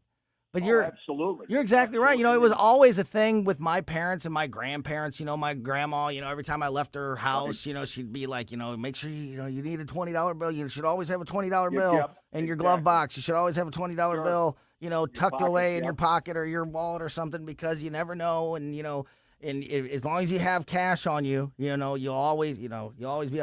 That's not even the case anymore. As a parent, I've thought about those types of things, and if I make sure that my kid has a $20 bill in the glove box of her car, and all of a sudden she's in trouble somewhere and she needs to pay for something, there's no guarantee that $20 is going to help, because, like you said, there's plenty of places that don't even take cash anymore. Take cash. It's it's wild. And it's funny we were talking about this the other day. I lost my wallet on my birthday. Right, first time in 73 years I ever lost my wallet. So I had to cancel the credit card, go to the DMV, get a new ARP card, all that hoo-ha and stuff. What a pain in the butt. Anyway, man. I got it. But and then you found the wallet. No, go ahead. It's gonna. I know it's gonna. We're gonna move 20 years from now on our way to Delmar Gardens. I'm gonna find it somewhere. It's not. It's gonna be a lot less than 20 years, my friend. Go ahead. I'm thinking 20 days, but that's just me. But I started thinking about the credit card thing, and then when when your debt rolls over, most credit cards, are like 21, 22% is what you're paying. And then it used to be that if you lost a credit card, you had to be responsible for the first $100 of bad debt going out. In other words, if somebody stole it or you found it and charged, you were responsible for the first 100, maybe then down to 50. Now it's nothing. So now think about it for a minute. How much credit card fraud there is in this country? It's got to be in the billions of dollars. And the credit card companies are still able to eat that and still make a tremendous amount of money. So it's like, when you get your bill and it's like, all right, my Visa card, I owe $3,000 on. And if you make a minimum payment, you'll pay it off like in the year 2091 or something. It's like the minimum payment, you're not even treading water. You're taking on water while you're doing it. So It's just, the numbers on that are just astronomical, that, with the credit thing and even taking and paying for the bad debt that hits. Man, are they making a ton of money. Oh my God. Yeah. Not only the interest on the debt, but as you mentioned, every place, every business in the country that has a credit card machine, which is millions and millions and millions, every one of those is charged just that bonus, 3% or 5% or whatever it is. That's just free money on top of the other spending and debt and interest payments. Right. It's. And I will say, I guess I'm proud of this, or I'm a dinosaur living in the past. I have never, ever in my entire 73 years on this planet used an ATM machine. Because I'm thinking, wait a minute. That's weird. I got to pay money Yeah, you're weird. to get my money? Well, not if you go to your bank's ATM machine. You don't have to pay money. Right. But, I mean, if you're somewhere else and Yeah. you need an ATM, but I've never done it, and I just refuse to do it. If I'm at the bank and I just go into the bank, say hello, and cash a check or whatever I need to do, but I'm still writing checks. Hello. Just call me Fred Flintstone. But it's like going to and that's why they put ATM machines in casinos. Can you imagine the numbers that are rolling through that? Oh yeah. Wow. Yeah, and then and you talk about the money to get your money out. It's not it's not a $2 service fee at the casino. It's like $10 service fee at the casino. It's funny you say that, like that you've never been to an ATM machine. I bet there are so many people listening, and so many, obviously in the younger generation, I would guess that my oldest daughter falls like that have never done the drive up bank where you talk to the teller. Absolutely. That would be just a completely foreign, what am I supposed to do here? What am I'm talking to that lady behind the glass there? What's happening? What's going on? I'll bet your oldest daughter, has she ever written a check? I think so. Maybe back in but maybe not. Actually, maybe not. You know what? Now that I don't know. I don't know if she's ever had a checkbook or not. Yeah, maybe not. That's a great point. Fern was out grocery shopping a couple of months ago, and her debit card was taxed, whatever. So she wrote a check at one of the grocery stores and handed it to the Skippy that was checking her out.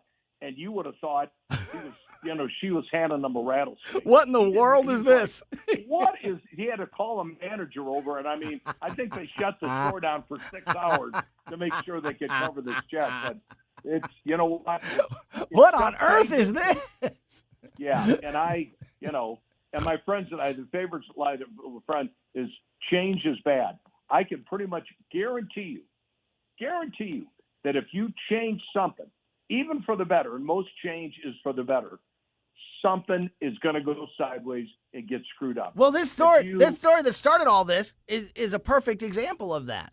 This penny story. Yes. The penny, they stopped making a penny because it's too expensive to make pennies, and people barely use them anymore anyway. So let's stop using pennies. And then here's and I didn't even get to the end of the line of the avalanche, the dominoes that fell. So now many stores around the country are just automatically rounding to the nearest nickel.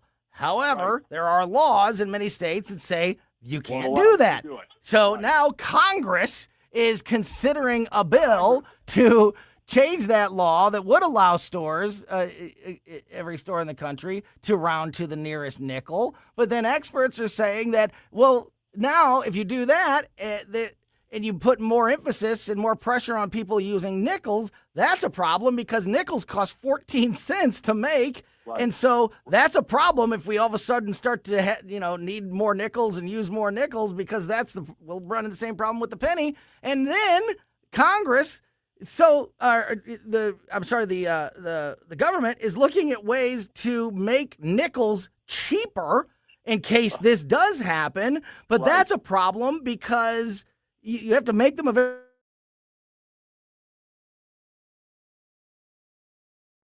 So it's just like one thing. It's like all the dominoes are falling, and it's crazy. It's ridiculous, and it doesn't sound like it's going to be over anytime soon.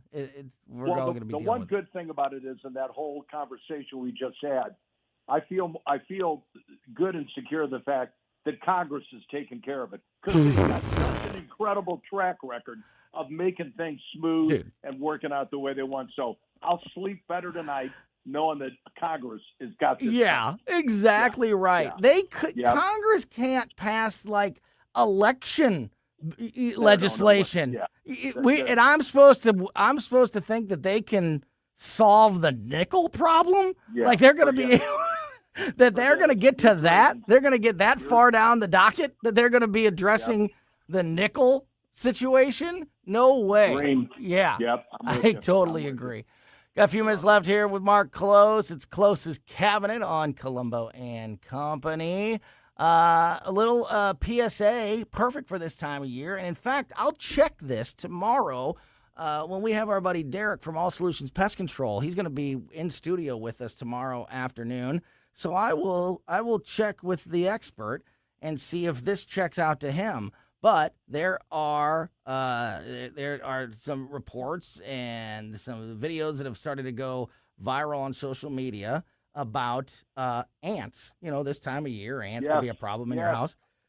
Yes. According to this story, experts are saying if you see an ant in your kitchen or somewhere you don't want it to be, your first instinct is to probably squish it. But these experts are saying don't do that because that could actually make your problem way worse. When you squish an ant, according to these reports, it releases pheromones that signal to the other ants in the colony a distress signal. And whenever they get that distress signal, worker ants rush to that ant in an attempt to remove the body. So when you smush an ant, it sends out the distress signal, which calls more ants to that area. So they say, don't squish the ant. And the solution, like this is ever going to happen, is to just, kind of scoop up the ant and go put it outside. Sure. It's funny. I'm going to do that. It's funny you should mention this because, and we've got and they're itty bitty. You can't hardly see them until they start moving.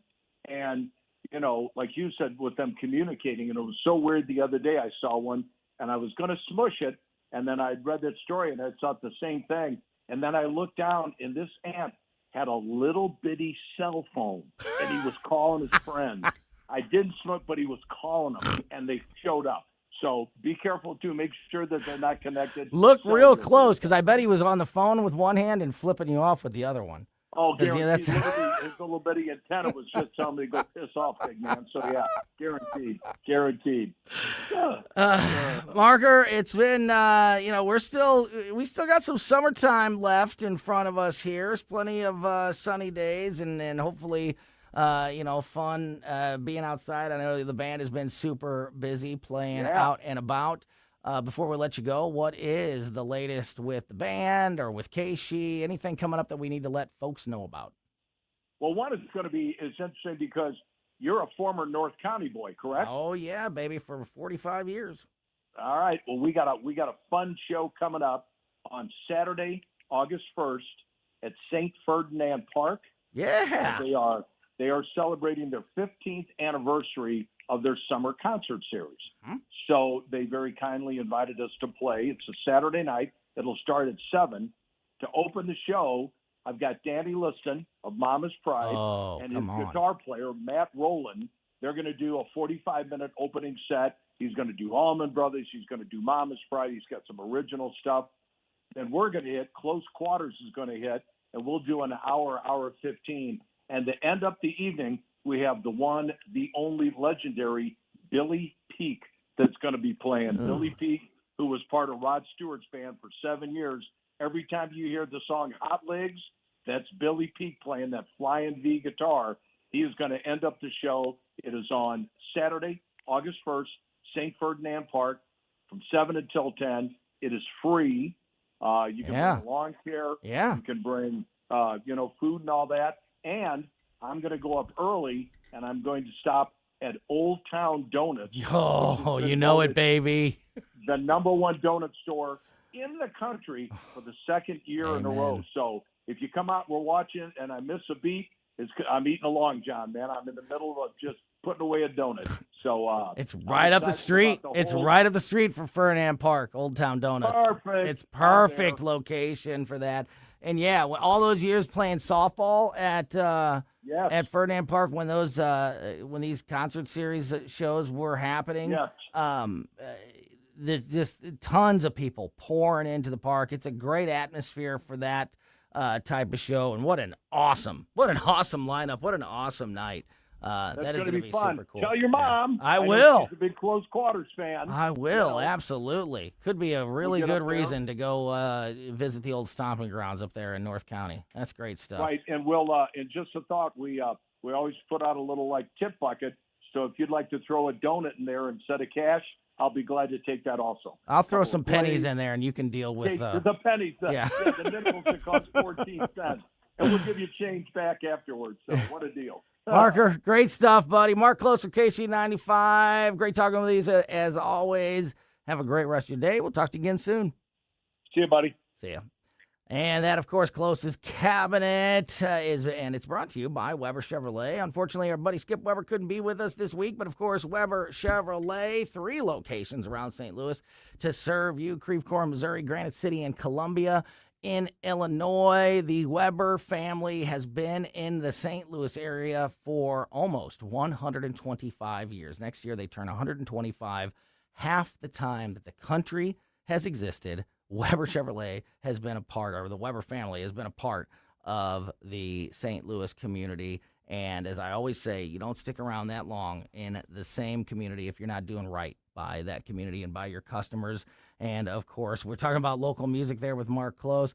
Nobody's done more for the local music scene over the years than Skip Weber and the team at Weber Chevrolet, as well as so many other local charities and events that they have supported. And, of course, nobody's going to give you more on your trade-in. Nobody's going to give you a better deal for a new or used car, and nobody's going to take care of you in that vehicle for the entire time that you have it better than the team at Weber Chevrolet. Check out what's happening at all 3 Weber Chevrolet locations right now just by going to WeberChevrolet.com. And keep it here. We're going to talk to Pastor John Michael Brown. He's going to be with us in a little more than 10 minutes from now.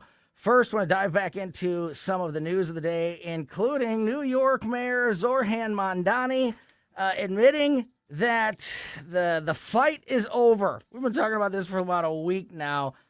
Zoran Mamdani trying to arrest, make the case that he is going to and even has the ability to arrest Benjamin Netanyahu, the Prime Minister of Israel. Today, he put out a statement and video saying what we all knew.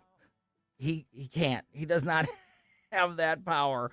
And so I want to talk about what the socialist mayor said today and some of the reaction to that and more as we continue here on Colombo and Company next.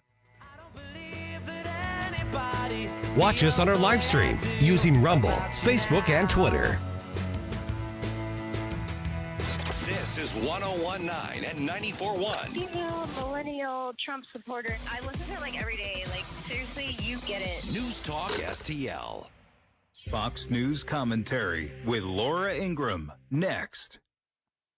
Most investments today feel like second jobs. Real estate, you're a landlord. Stocks, you're a day trader. Crypto, you're a full-time researcher. You've got a life to live. Your investment should help you live it. That's why more Americans are choosing gold. Noble Gold has helped thousands protect their future with real physical gold. Visit noblegoldinvestments.com to get your free wealth protection kit. That's noblegoldinvestments.com. Past performance may not be indicative of future results. Investing in precious metals, including gold, involves risks. Consult with your tax attorney or financial professional before making an investment decision.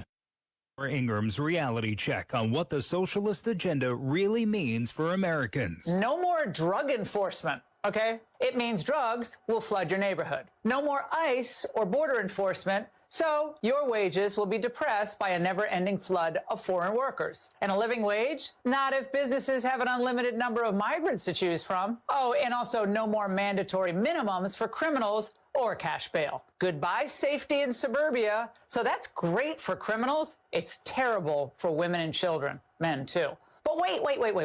They promise free college for all. Well, forget the how they're going to do that. We've already tried high school education for all that's free. Look at what happened there. With liberals mostly in control, classroom learning has been replaced with pass-through education. For more commentary like this, go to foxnewspodcast.com. Producer Joey V of the Tim Jones and Chris Arps Show here, reminding you, don't waste a buck on movies that suck. Listen to Joey V's Movies Fridays at 5:45 for reviews you can trust. Brought to you by Harry J. Steakhouse, Freddy's Market, AAA Motor Speedway, and Best Buy Flooring.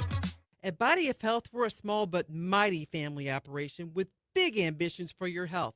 I'm Helene Tobler, and I'm jazzed about how our MRI-grade body composition analyzer is putting personalized health and wellness on steroids. It helps me and Dr. Tobler, that's my husband, refine the advice we give to help you feel better and live longer.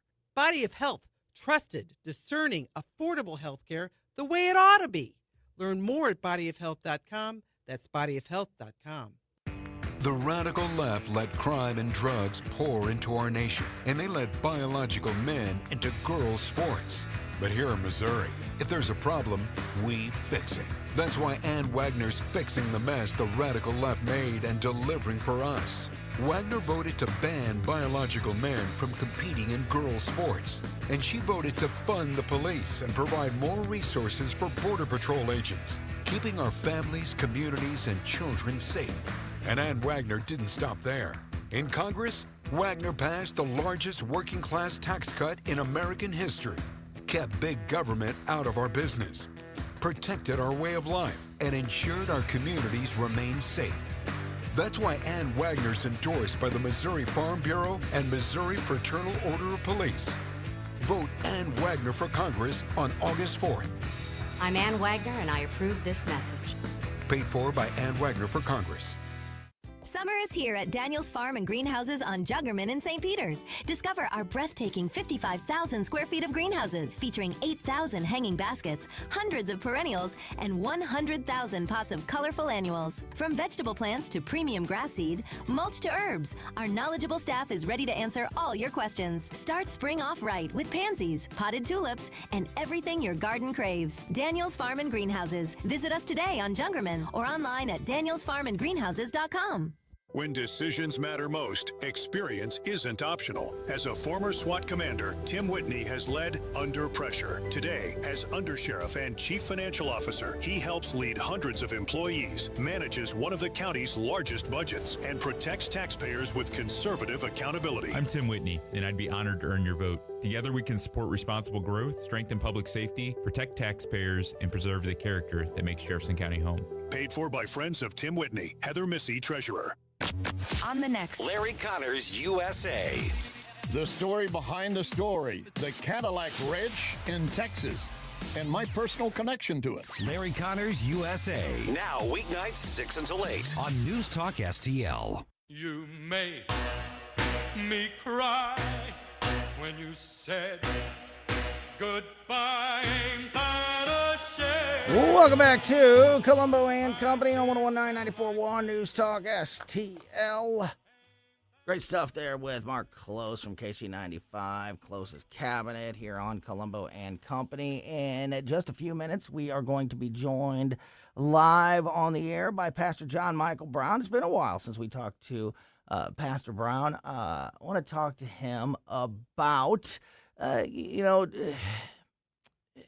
this has been prevalent lately, and it's more prevalent than ever in politics and in the news, and also in Hollywood, in the media and movies and television.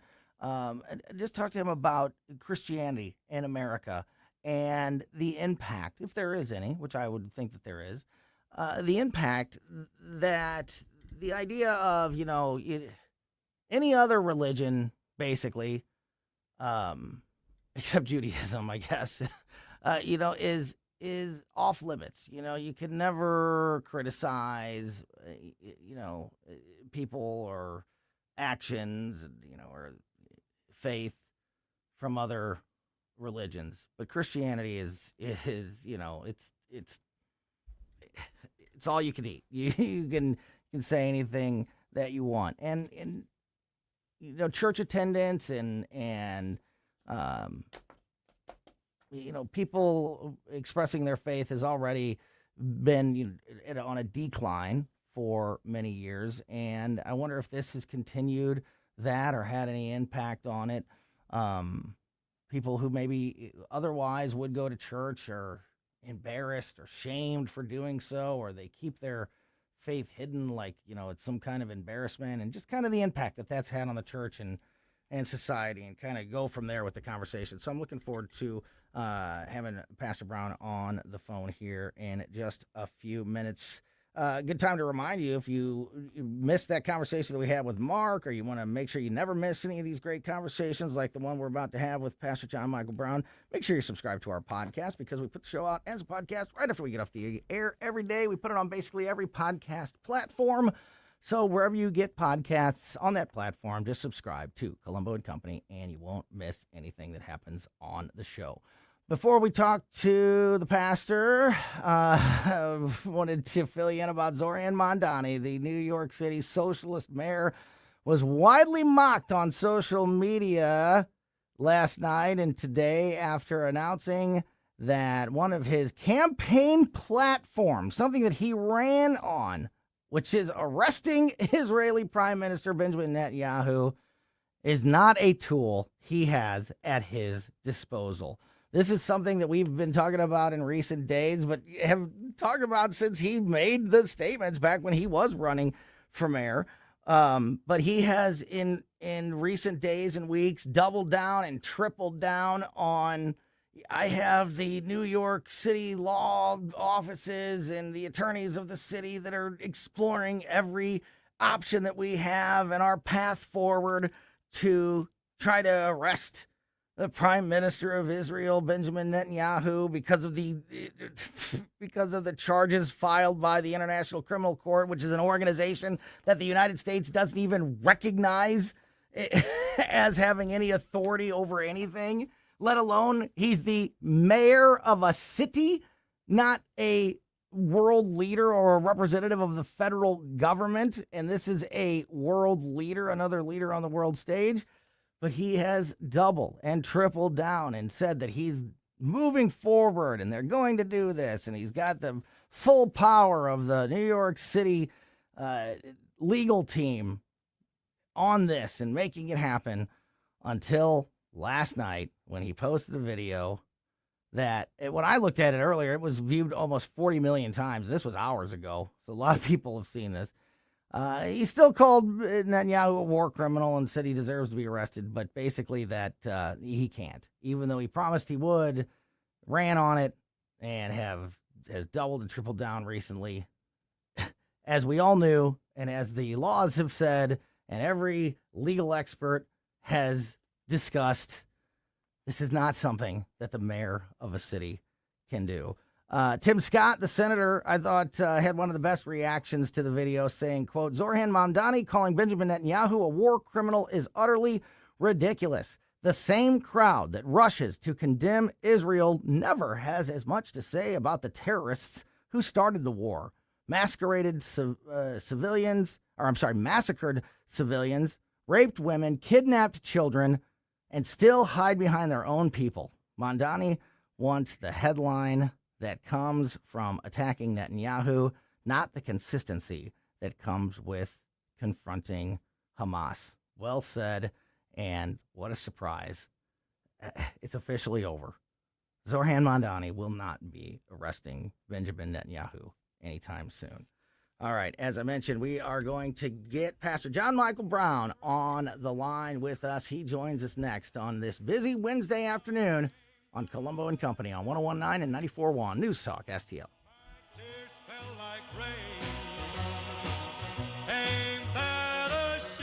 Follow Tony Colombo on Twitter at Tony Colombo Talk. Bill, you're an old politician. Yup, sure am. So you know the old-timers warned that someone trying to sell you a pig in a poke was a con man. Well, sure. Well, no offense, Tom, but your Politicians Amendment 5 is a pig in a poke, allowing politicians to raise our taxes without a vote of the people, and the Politicians Amendment 4 takes away our power to do anything about it.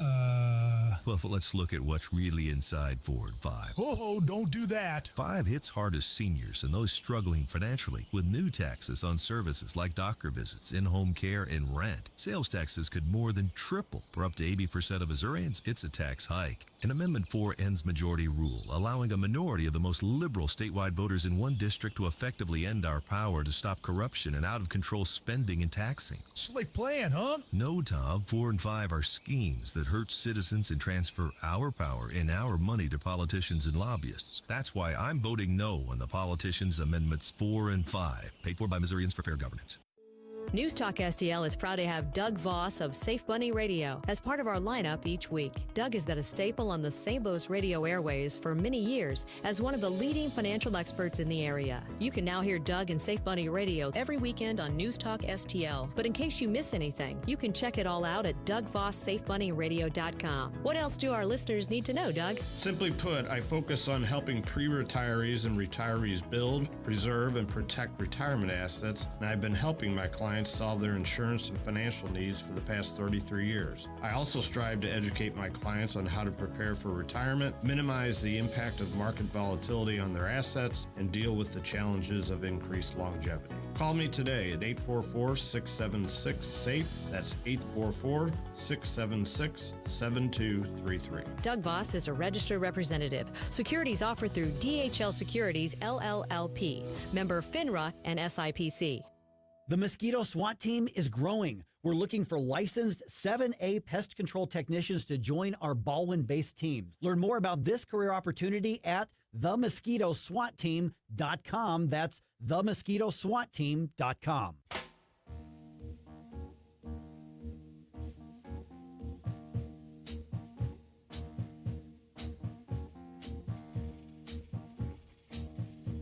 Welcome back to Colombo and Company on 1019 94.1 News Talk STL. Got about 15 minutes here before we turn things over to the Tim Jones and Chris Arp show. And joining us now on the line, as I mentioned a moment ago, it's been a long time since we've had Pastor John Michael Brown on the air with us.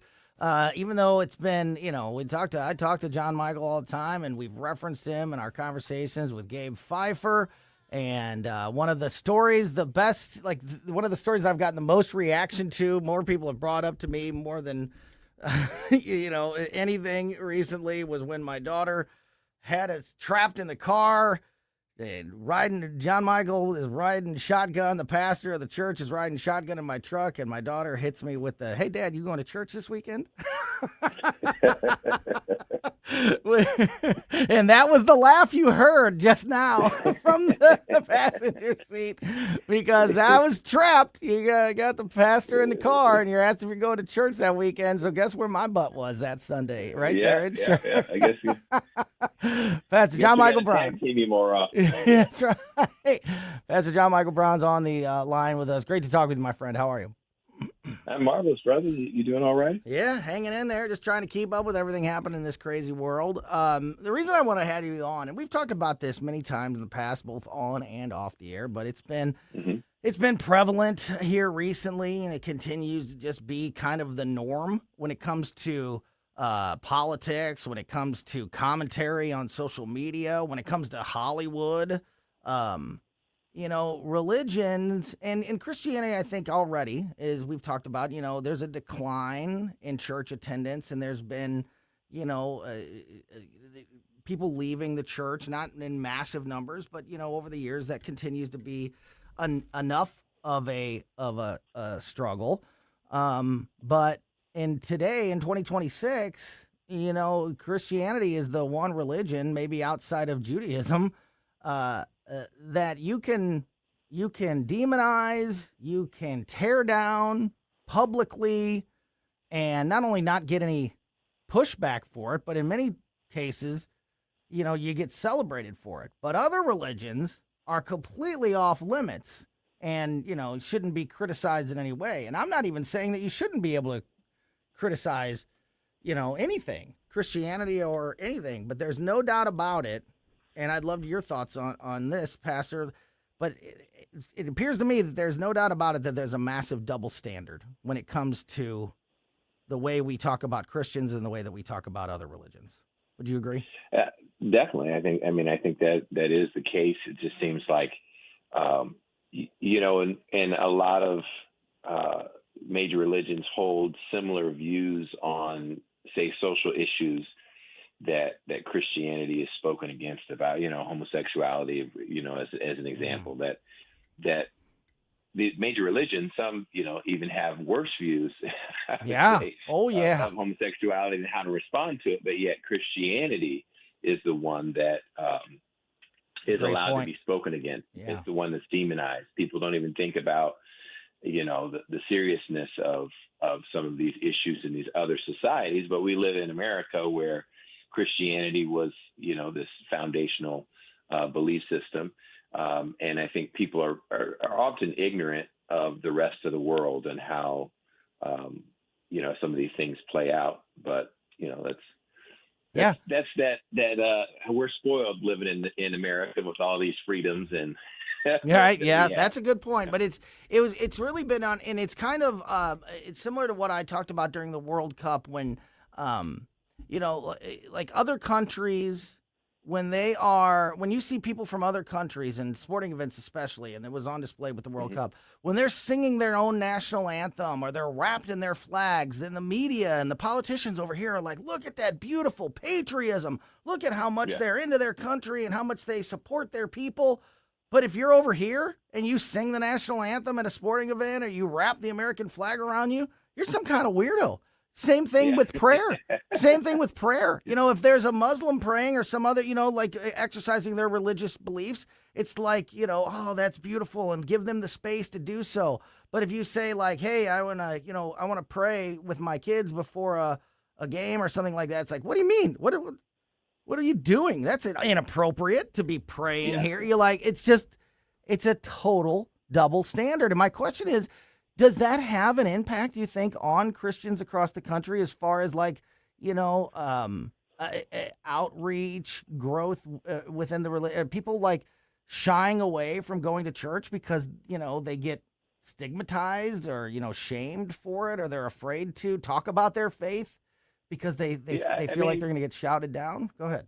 Yeah, I think there's a lot of different responses. I mean, I think there's that response that churches that are more apt to speak out on political, significant political issues. Sometimes people stop going to those, and that may be just because they don't want to be associated. Maybe it's because they have another response that happens is that rather than letting the biblical foundations establish what people believe and what they stand on, they let society dictate to their religion. And so they're changing their beliefs, not because they can make an argument based in their faith documents, their faith foundations, but rather because, society, that's just ancient, they're just outdated and stuff. And so those people find themselves offended by a church that would speak more clearly, more biblically. I mean, I'm all for people. You believe what you want, but if you want to talk about what the Bible says, it's not that hard to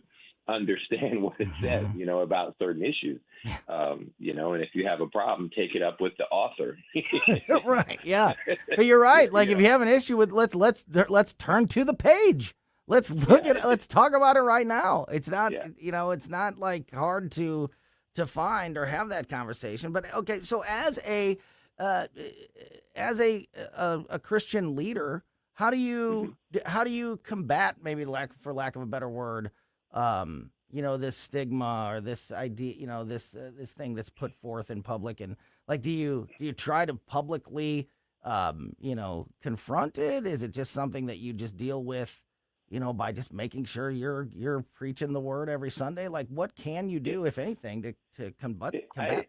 I find it encouraging. I mean, in the sense that why is, from a spiritual standpoint, why is it that Christianity is the one that is off limits? And like you say, Judaism, because Christianity is, I wouldn't say an extension, but a fulfillment of Judaism, right?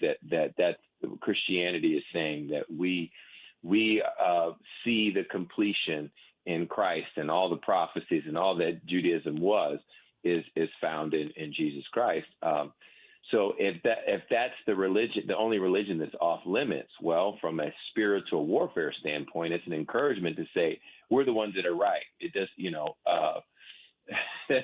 old saying that all roads lead to the mountaintop, and I say, well, some people are going to get to the top and find out they're going to fall in a volcano. You're not on the right, mountain. Because so I think it's that I see Christians responding this way, that they can become very, I think, politically militant. I believe in standing up for your rights, and I believe that's biblical. The Apostle Paul, whenever he was confronted by Judaism, he appealed to Caesar because he knew his rights. And I think that it's one thing to know your rights and to exert those rights, but I'm not inclined to become a militant kind of a person where you're out attacking other people. But I think it's very appropriate to defend your own faith. And I am one. I mean, you know this, that I've described myself as an agnostic theist because I believe that ration and reason points, in my personal experience, point to the existence of God. But I'm one that will rationally address these things. Let's step outside of what the religious documents say, and let's address things like, transgenderism or whatnot. And what does that do to society? And what does that say about humanity? And, so I think that. And what kind of impact does it have? Yeah. Yeah. I mean, it's just, when you lose all these boundaries, so it just opens the door. And does it make logical sense? Does it make, those types of things? I had an atheist associate, the guy that I would communicate with when I was more on Facebook, and he was the one that talked about homosexuality being the end of humanity, but he was using it as an argument why Christians make such a big deal, right? Because so it was the reality that there's no procreation, that you lose that aspect in humanity. I love these are such important topics, and I think often we don't come at them from the standpoint of religion and Christianity. And I think that part of the conversation is deeply missing from so many of these issues. And so I'd love to get you back on sometime really soon. Unfortunately, we're just about out of time here. Pastor John Michael Brown, time flies, buddy, especially when you're talking about really important stuff. You know it. Yeah. Thank you so much for your time this afternoon, as always. And let's definitely do it again really, really soon. Thanks so much. Sounds like a plan, man. Yeah, great stuff there. Pastor John Michael Brown here on Colombo and Company, which we are about to wrap up here. It's time to hand things off to the Tim Jones and Chris Arp Show. Ashlyn and I, Colombo and Company, will be back tomorrow at 2 p.m. In the meantime, make sure you subscribe to our podcast so you never miss anything that happens here on the show. And keep it here for Larry Connor's commentary, then the Tim Jones and Chris Arp Show here on News Talk STL. John Beal knows that right after a hailstorm, new roofing companies start popping up everywhere.